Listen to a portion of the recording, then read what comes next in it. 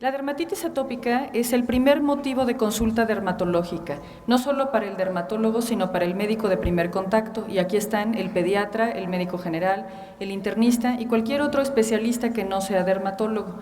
Puede ocupar hasta el 30% de la consulta por motivos dermatológicos. Y se trata de una dermatosis inflamatoria multifactorial, crónica, que forma parte de la marcha atópica. De hecho, es el primer signo de que un paciente tiene un alto riesgo de presentar el resto de las enfermedades que conforman el cortejo atópico, sean rinitis alérgica, asma, conjuntivitis alérgica, alergia a los alimentos, urticaria, etc. Y pueden ustedes observar en la gráfica cómo su prevalencia es muy alta, hasta del 25 o 26% en diferentes grupos de edad, de acuerdo a la geografía de la que estemos hablando. ¿Cómo se produce la dermatitis atópica? Bueno, tenemos 4 ejes fundamentales. El primero es un trastorno de la barrera cutánea que está genéticamente determinado y hay múltiples genes que intervienen en la integridad de la barrera cutánea. Por ejemplo, los genes que producen la filagrina, que determinan la síntesis de ceramida, la cantidad de ácidos grasos libres y colesterol que están presentes en la barrera y que se ven clínicamente como una alteración en la pérdida transepidérmica de agua, en la capacitancia de la piel y como alteración en la medición de componentes específicos. Ese es nuestro primer eje de producción de la dermatitis atópica. Además, tenemos inflamación multidireccional mediada por eosinófilos, linfocitos T, serinproteasas y macrófagos. Muchos de ustedes recordarán que como parte de los criterios de diagnóstico de la dermatitis atópica está la presencia de IgE. Sin embargo, un número muy alto de pacientes no tienen alteraciones en la inmunoglobulina E y sin embargo tienen dermatitis atópica clínicamente. Otro de los ejes de formación de la dermatitis atópica es la colonización y la infección secundaria. Y esto ocurre por alteración en los péptidos antimicrobianos, que vamos a ver un poco más adelante, que son defensinas, catelicidinas y dermsidinas y que están presentes en la barrera cutánea íntegra. Sin embargo, las alteraciones de la barrera cutánea determinan una menor producción de estos péptidos antimicrobianos. Y el síntoma cardinal de la dermatitis atópica es el prurito, así que estos 4 ejes podríamos decir que conforman la fisiopatogenia de la dermatitis atópica. En esta tabla pueden ustedes ver de manera muy sintetizada cuáles son los componentes que otorgan a la barrera cutánea sus funciones y vemos este componente estructural dado por el estrato córneo, ese que las cosmetólogas dicen que son células muertas y que hay que quitar. Ese es el que tiene la función más importante para determinar que los líquidos y los electrolitos permanezcan donde deben hacerlo y que no ingrese a nuestro organismo ningún alergeno ni ningún antígeno de manera innecesaria y otorgan rigidez y flexibilidad al mismo tiempo, se mantiene la homeostasis de líquidos y electrolitos y la impermeabilidad antigénica, sobre todo en relación con el componente bioquímico de esta barrera, donde están diferentes lípidos, enzimas, serinproteasas, etcétera. Y el papel inmunológico lo conforman el propio queratinocito, los macrófagos, diversas inmunoglobulinas, linfocitos T, células dendríticas y citocinas, y finalmente el componente pigmentario que nos protege de la radiación ultravioleta y que tiene además un papel antioxidante. El estrato córneo está constituido por los corneocitos o queratinocitos del estrato córneo en un modelo que se ha llamado de ladrillos y cemento. Cada uno de los corneocitos está compuesto en un 90% por proteínas, incluidas diversas queratinas y filagrinas sobre todo, y están unidos entre sí por lípidos en una mezcla equimolar de ceramidas, ácidos grasos libres y colesterol. Estos lípidos se producen en el interior de cada uno de los queratinocitos y algunos lípidos se producen a partir de la glándula sebácea. Cada uno de los queratinocitos tiene una envoltura cornificada y una envoltura lipídica y todas estas proteínas que se sintetizan en el queratinocito están presentes en este espacio intercelular, dándole a la barrera cutánea su capacidad de impermeabilidad. Parte muy importante integral de la barrera cutánea son los ácidos grasos libres omega 6 y omega 3, de los que ya nos hablaba la doctora Sequeiros en relación con su participación en la integridad de los epitelios. El ácido graso omega 6 o linoleico está presente en la semilla de uva, en la semilla de amapola, de maíz, algodón y soya. Es el más abundante de los ácidos omegas en la barrera cutánea. Es un precursor de ceramidas y cuando hay deficiencias nutricionales que afectan a los omega 6, podemos tener una pérdida transepidérmica de agua elevada. El ácido graso omega 3 alfa-linoleico está presente en estos agentes nutritivos y participa como un inmunomodulador de manera muy importante. ¿Cómo ocurre la inflamación en dermatitis atópica? Bueno, pueden ustedes ver que en la piel sana, el estrato córneo y la epidermis están íntegros, la célula dendrítica está únicamente patrullando, pero no tiene ningún papel activo de generador de inflamación. En cambio, en la fase aguda de dermatitis atópica hay un deterioro de la barrera cutánea que permite el ingreso de los alergenos para que lo reconozca la célula dendrítica, lo presente al linfocito TH0, determine que se comprometa hacia TH1 o TH2 y se desencadene toda una respuesta inflamatoria que incluso va a convocar a linfocitos circulantes para llegar al sitio del que estamos hablando. Más adelante, en la dermatitis atópica crónica, en donde el rascado ha tenido un papel muy importante, está más deteriorada todavía la barrera cutánea, pero además podemos ver áreas de engrosamiento que permiten, este engrosamiento no es tan eficiente como la barrera cutánea íntegra, y por lo tanto ingresan diversas toxinas microbianas que estimulan una vez más a todas estas cadenas inflamatorias, en donde se evocan incluso a agentes inmunológicos circulantes. De manera muy sintética, podríamos decir que el ciclo de la inflamación en dermatitis atópica incluye interleucinas 1A, 1B o 1-alfa o 1-beta, interferón gamma, se deteriora cada vez más la barrera cutánea, hay un papel importante de los linfocitos TH2 y un exceso de actividad de serimproteasas que están dirigidas hacia destruir los antígenos extraños en la superficie y que pueden comprometer también a la propia barrera cutánea. Acerca del microbioma cutáneo, que es un asunto muy reciente, ahí debemos saber que aunque querramos que nuestra piel esté estéril y aunque haya jabones que anuncien 99% de remoción de las bacterias, eso no es efectivo, no es necesario e incluso es perjudicial. Todas nuestras superficies, todos nuestros epitelios están colonizados por bacterias, hongos, protozoarios, ácaros incluso, y en lo que se refiere al microbioma cutáneo, los agentes más importantes son de bacterias, propionibacterias, estafilococo, corinebacterias, hongos como Malassezia, Aspergillus, Rhodotórula y artrópodos como Demodex, y de la diversidad y del adecuado balance ecológico de todos estos agentes en la superficie depende la salud del ser humano. Se sabe que cuando hay cambios importantes en el microbioma, estos pueden incluso detonar un riesgo más alto de tener diabetes o de tener procesos inflamatorios crónicos. En general, nuestro microbioma se mantiene con nosotros en una relación benéfica y es papel de nuestro sistema inmunológico contener a esta población bacteriana para que las relaciones sean siempre o de mutualismo o de comensalismo. Únicamente cuando se sale de control esta población bacteriana empezamos a tener efectos dañinos a partir de estas bacterias. En relación con los efectos benéficos del microbioma, Staphylococcus epidermidis es capaz de modular la inflamación dependiente de receptores de linfocitos T tipo 3 y estimula a los queratinocitos para producir péptidos antimicrobianos. Es decir, las bacterias en nuestra piel tienen funciones benéficas para nosotros. Únicamente cuando hay disbiosis, que está generada por diferentes factores como edad, sexo, medicamentos, estilo de vida o medidas higiénicas o la propia enfermedad cutánea, de la que la dermatitis atópica es la principal, entonces observamos alteraciones dependientes de las bacterias. En relación con Staphylococcus aureus, la disminución de los péptidos antimicrobianos en la dermatitis atópica permite que no se reconozca tan fácilmente al estafilococo y por lo tanto sea capaz de invadir y colonizar la piel de manera crítica, produciendo superantígenos que generan cascadas inflamatorias muy importantes y se producen inhibidores de proteasas. Esto hace que nuestros pacientes con dermatitis atópica estén en riesgo de tener eritrodermia. Y dentro de las estrategias de manejo para el Staphylococcus aureus tenemos diversos antibióticos, antisépticos, manejo incluso con hipoclorito de sodio o con cremas con plata o textiles con nanopartículas de plata.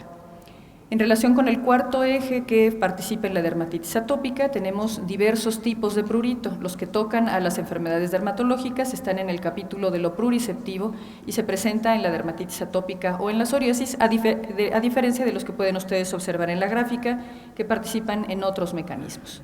En relación con dermatitis atópica, aquí está el estímulo pruritogénico y se recibe a partir de las fibras C y A delta, que son fibras no mielinizadas, se transmiten a través de la médula y de aquí al hipotálamo y de aquí a la corteza, en donde se le da una interpretación subjetiva. En relación con las investigaciones más recientes en prurito, tenemos los canales TRP, que son una familia de canales iónicos con múltiples funciones. Se han descrito en muchas células. El que nos importa para dermatitis atópica es TRPM8 o melastatina.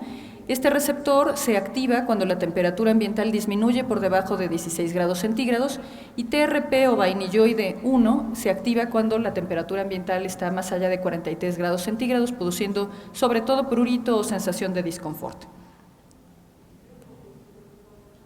¿Qué agentes pueden activar estos receptores? Bueno, el mentol y la capsaicina pueden activar tanto los receptores de melastatina como los receptores vainilloides. Y el mentol tiene un efecto muy importante al despolarizar este canal y permitir que disminuya la sensación pruritogénica. ¿Por qué participa melastatina en el prurito? Bueno, los receptores melastatina están aquí en la epidermis e incluso a lo largo del folículo piloso, y su presencia hace que haya una disminución en la proliferación y una mayor diferenciación y apoptosis del epitelio. En relación con las manifestaciones clínicas, las más comunes son asociadas a dermatitis atópica, pitiriasis alba, que son estas lesiones hipopigmentadas, o giotes. Las mamás llegan con ustedes diciéndoles que sus niños tienen giotes, que no tienen nada que ver con el trastorno nutricional que ellas piensan. El eczema numular, que son estas lesiones redondeadas, craqueladas y que pueden estar sobreinfectadas. Eritema, liquenificación, pápulas, descamación. Y por supuesto un riesgo mucho más alto de tener sobreinfección, como en estas placas en donde ven ustedes fisuras, escama muy importante y costras melicéricas en diferentes sitios. La dermatitis atópica entonces es la base de la marcha atópica y la prevención y el manejo adecuado de la dermatitis atópica impide que progrese esta marcha atópica al resto de las enfermedades que ustedes conocen. Le cedo la palabra a la doctora Dulce Ortiz para hablarnos sobre diferentes estrategias terapéuticas en dermatitis atópica.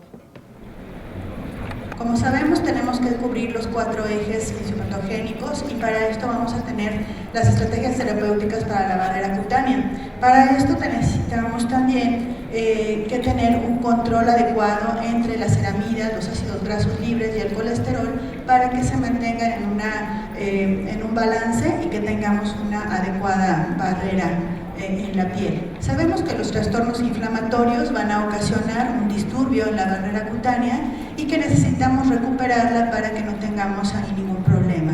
Entre mejor tengamos un efecto antiinflamatorio, bueno, poco a poco se va a ir recuperando esta barrera. Aquí en este trastorno, por ejemplo, vemos una barrera alterada y poco a poco se va recuperando con menos efectos indeseables con los antiinflamatorios utilizados. Así que tan pronto tengamos que restaurar la barrera cutánea, la tenemos que restaurar tan pronto como sea posible y tan efectivamente como sea posible. Es así que entonces necesitamos agentes para recuperar la barrera cutánea y dentro de estos agentes necesitamos sustancias oclusivas como la dimeticona, lo cual nos va a ayudar a la reducción de la pérdida transepidérmica de agua. También necesitamos sustancias como el glicerol, que son humectantes y que estos van a aumentar entonces el contenido de agua en esta barrera que tenemos, y los emolientes como los ácidos grasos libres, los cuales, como ya comentó la doctora, nos van a ayudar a rellenar las fisuras entre los corneocitos para mantener esa barrera adecuada. Y finalmente el colesterol y el escualeno, que son lípidos estructurales que ya de por sí se encuentran en la barrera cutánea, entonces tenemos que tener un balance adecuado de todo esto. Dentro de las estrategias que tenemos para el tratamiento hay nuevas sustancias como por ejemplo los ácidos grasos omega 6 que son extraídos de la vitis vinífera y que además sabemos que fomentan la cicatrización de heridas. Así también tenemos el aceite de Notera bienis que se va a tener efectos sobre el ácido linoleico y el oleico y que obviamente estos productos son integrantes en sí de la barrera cutánea. ¿Qué tenemos entonces también para dar el eje de tratamiento para la inflamación? Bueno, para esta inflamación sabemos que los esteroides siguen siendo el primer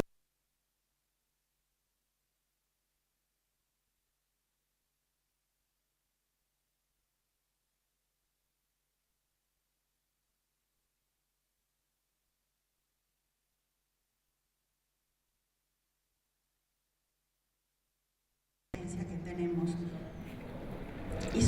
esto, bueno, también se han hecho estudios diversos con los inhibidores de la calcineurina.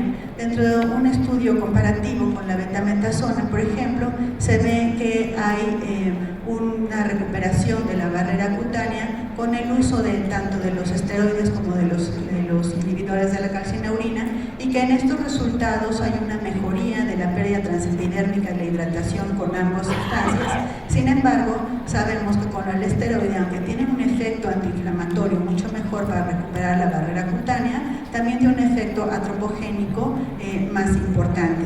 Entonces necesitamos recuperar también esa barrera, y sabemos que los inhibidores de la calcineurina recuperan más rápidamente esos lípidos sin causar atrofia en la piel. Es así que nosotros, para utilizar cualquiera de estas sustancias, utilizamos las unidades de medida de punta de dedo para que tengamos la mínima cantidad necesaria para utilizar un efecto adecuado en cada zona que vamos a aplicar este tipo de medicamentos, y así poder dar un tratamiento adecuado, disminuyendo también los efectos colaterales de estos medicamentos con la potencia mínima necesaria para obtener el efecto de la hidrocortisona, y así que nosotros evitemos las indicaciones o las modificaciones domésticas.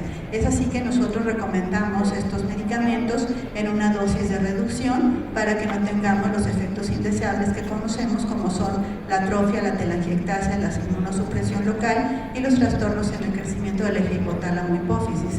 Así también entonces proporcionar la potencia, la duración y número de ciclos que tenemos que dar para dar el tratamiento adecuado en la dermatitis atópica. Un menor empleo de corticoides entonces para mejorar también una condición o no dañar la barrera cutánea.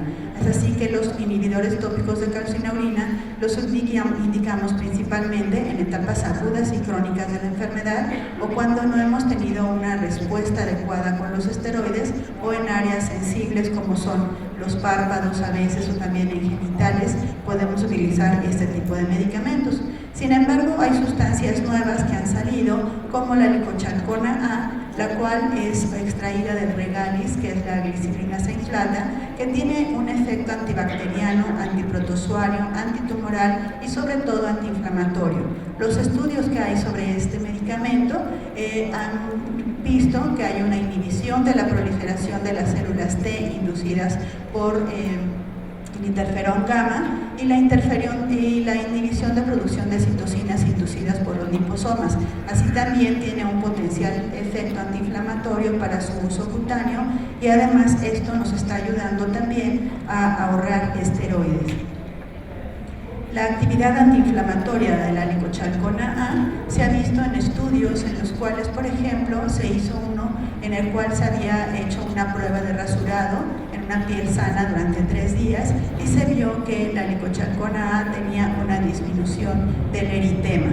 Así también efectos sobre las pruebas de fotoexposición, en el cual también se vio que hubo una disminución del eritema con un efecto inmediato y que se prolongó todavía incluso después de 5 horas de haber aplicado la licochalcona A. Se tenía también disminución del eritema en quemaduras por fotoexposición. La actividad también inflamatoria in vitro se ha visto también que ha hecho una disminución en la síntesis de los prostanoides y de los fibroblastos y granulocitos, y que tiene efectos en la producción de las interleucinas y el factor de necrosis tumoral en las células dendríticas inmaduras. Esto entonces hace prácticamente que haya una inhibición similar ocasionada por la dexametasona a concentraciones de 500 nanogramos por mililitro. ¿Esto qué significa, o esto qué nos está indicando?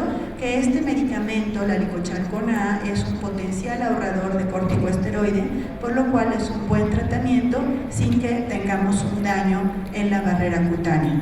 Con respecto al prurito, dentro de las estrategias terapéuticas que todos sabemos, bueno, pues sabemos que tenemos en primera línea a los antihistamínicos, tanto sedantes y no sedantes, como todos sabemos y conocemos, y que también, como ya comentaba la doctora Vidaurri, efectos sobre esta sustancia que es la melastatina, que se encuentra en las fibras nerviosas C y alfa delta en los fibroblastos. Sabemos que hay un producto agonista que es el mentoxipropranediol, que in vitro se ha visto que hay una reducción del factor de crecimiento de fibroblastos, así también como una reducción del péptido relacionado con el gen de la calcitonina derivado de neuronas. Es así que este agonista, la melastatina 8, es un antipruriginoso, o por esta situación tiene este efecto, por lo cual va a contrarrestar la hiperinervación y activación de las fibras nerviosas en las dermatitis crónicas. Además, la melastatina o el mentoxipropranediol es un éster sintético del mentol que es 2 a 2.5 veces más refrescante cuando se aplica en ungüento. Por lo tanto, también es un buen medicamento que nos va a ayudar a disminuir el prurito. Ahora, con respecto a las estrategias que tenemos para el tratamiento de la colonización e infecciones, e independientemente de los antibióticos que ya conocemos, hay una sustancia que es el 1,2 de canadiol que inhibe la colonización del Staphylococcus aureus, de los Corynebacterium agnes y del Propionibacterium agnes. Esto prácticamente hace un antiséptico que a bajas concentraciones va a tener este efecto sobre estas bacterias. Además, es un producto que es humectante y no deja sensación pegajosa como otros alcoholes. Entonces, es también un buen producto para utilizarlo en el tratamiento del control de la colonización en la dermatitis atópica. Entonces, vamos a presentarles un video sobre una propuesta inteligente para el control de la dermatitis atópica.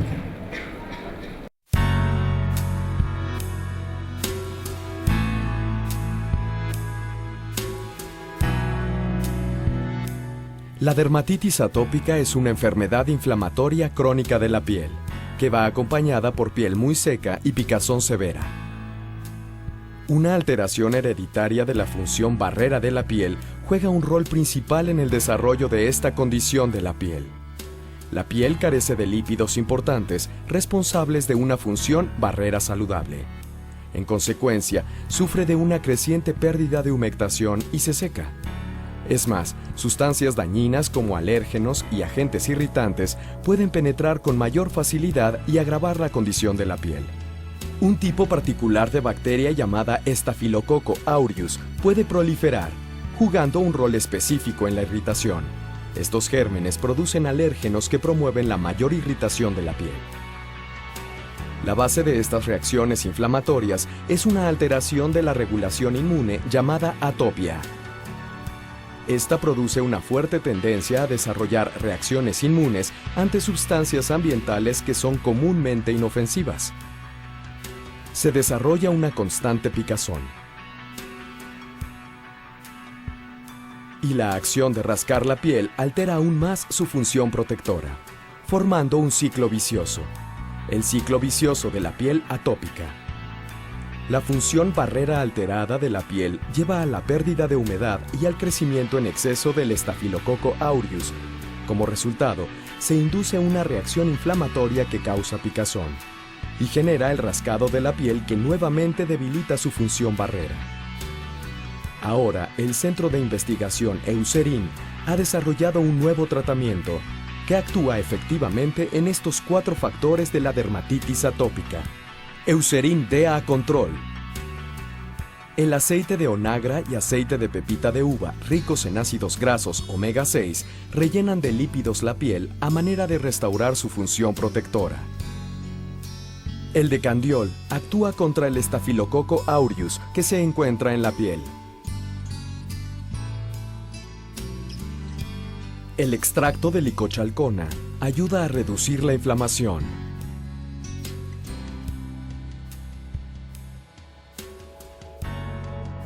Finalmente, el mentoxipropranediol calma efectivamente la picazón. Así, Eucerin DA Control ayuda a fortalecer la barrera de la piel, a controlar la proliferación del Staphylococcus aureus, a calmar la inflamación y la picazón, reduciendo como resultado la necesidad de rascar la piel. El ciclo de la dermatitis atópica es efectivamente interrumpido. Eucerin, ciencia visible en tu piel.